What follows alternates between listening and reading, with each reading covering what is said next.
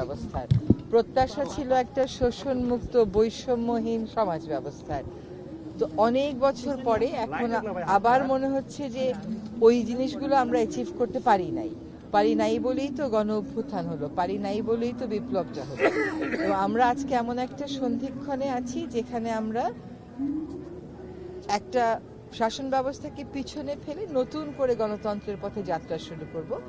সেখানে আমাদের ফেব্রুয়ারি মাসে নির্বাচন আছে। আমরা খুবই আশা করছি যে নির্বাচনের মাধ্যমে গণতন্ত্রের পথে সুদৃঢ় একটা যাত্রা আমরা শুরু করব, এই জন্য যে এখানে কেবলমাত্র একটা নির্বাচনই হচ্ছে না, একটা গণভোটও হচ্ছে, যেখানে সংস্কার প্রশ্নে বড় কতগুলো বিষয়ে জনগণ তাদের মতামত জানাতে পারবে। এখন তার উপর নির্ভর করে গণতন্ত্রের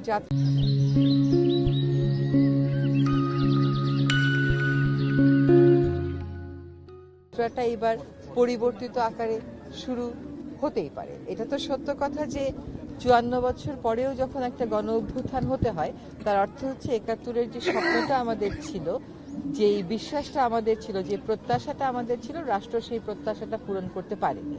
তো আমরা আশা করি এই নির্বাচনের মাধ্যমে একটা ভিত্তি স্থাপন হবে, যে ভিত্তিটা গণতন্ত্রকে যেমন সুদৃঢ় করবে, তেমনি জনগণের কাছে সরকারকে জবাবদিহি করতে বাধ্য করবে, এবং একটা বৈষম্যহীন শোষণমুক্ত সমাজ গড়ার যে স্বপ্নটা আমাদের এখনো রয়ে গেছে, অধরা রয়ে গেছে, সেটা আমরা পূর্ণতার দিকে নিয়ে যাওয়ার যাত্রাটা শুরু করতে পারবো।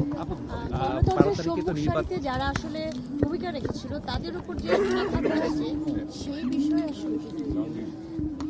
বাংলাদেশের রাজনীতিতে এটা একটা খুবই দুঃখজনক বিষয় যে আমাদের প্রতিপক্ষকে ঘায়েল করার জন্য অনেক সময় দেখা যায় যে আমরা যুক্তি দিয়ে, তর্ক দিয়ে না করে এই হত্যার চেষ্টাটাকে একটা অস্ত্র হিসেবে গ্রহণ করি। এটা অত্যন্ত নিন্দনীয় এবং কাপুরুষোচিত। এটার মধ্যে তো কোনো বীরত্ব নেই। আপনার যদি শক্তি থাকে, আপনি জনগণকে ফেস করেন, এবং জনগণকে ফেস কেমন করে করতে হয় একটা গণতান্ত্রিক রাষ্ট্রে, তো সেটা সকলেই জানে, সেটা সকলের কাছে স্পষ্ট। সেটা না করে প্রতিপক্ষকে ঘায়েল করার এই যে একটা রাজনৈতিক সংস্কৃতি চলে এসছে, এটা কোনোভাবেই নতুন বাংলাদেশে আর গ্রহণ করার তো কোনো সুযোগ দেখতে পাচ্ছি না। অন্তর্বর্তী সরকার কি কোনোভাবে এই যে গণঅভ্যুত্থানের সম্মুখীন যারা, তাদের উপর যে জীবনের হুমকি আসছে, সেটা তাদেরকে কি নিরাপত্তা দিতে ব্যর্থ কিনা? আমি একটা টেন্ডেন্সি খুব দেখি যে আপনারা ব্যর্থ কিনা, আপনারা সফল কিনা। একটা ১-১.৫ বছরের সরকারের ব্যর্থ আর সফলতার গল্পটা একটু অন্যভাবে বিচার করতে হবে, এই জন্য যে আমরা যখন রাষ্ট্র পরিচালনার দায়িত্বটা নিয়েছিলাম, তখন একেবারে ভেঙে পড়া একটা অবস্থা থেকে আমরা কাজটা শুরু করেছি। সেই ভেঙে পড়া অবস্থাটাকে জোড়া লাগিয়ে রাষ্ট্রটাকে আবার একটা যাত্রার দিকে নিয়ে যাওয়াই ছিল আমাদের কাজ। আমরা সেই কাজটা করেছি। সেখানে আমি নিজেকে এই সরকারকে ব্যর্থ বা সফল কোনোটা বলারই কোনো সুযোগ দেখতে পাচ্ছি না। এই সরকার তখনই সফল হবে যখন দেখা যাবে যে উদ্দেশ্য নিয়ে এই সরকারের যাত্রাটা একটা সুষ্ঠু নির্বাচন, বিচার করা এবং সংস্কার করা, সেগুলো কাজ শেষ পর্যন্ত গিয়ে আমরা সফল হব। আর একটা কথা হচ্ছে যে নিরাপত্তা দেওয়ার যতটুকুন স্বাভাবিক প্রস্তুতি থাকে, সবটুকুন স্বাভাবিক প্রস্তুতি আমাদের আছে।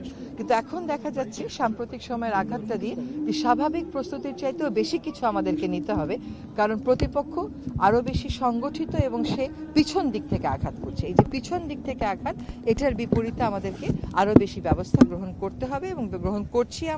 আমরা নিরাপত্তা আরও জোরদার করছি।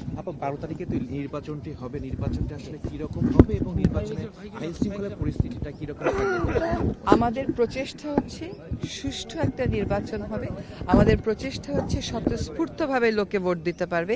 আমাদের প্রচেষ্টা হচ্ছে শান্তিপূর্ণভাবে লোকে ভোট দিতে পারবে।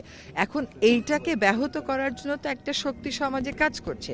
সেই শক্তিটাকেও একই সাথে আমাদেরকে প্রতিহত করতে হচ্ছে, এবং একই সাথে আমাদেরকে একটা প্রতিরোধ গড়ে তুলতে হচ্ছে।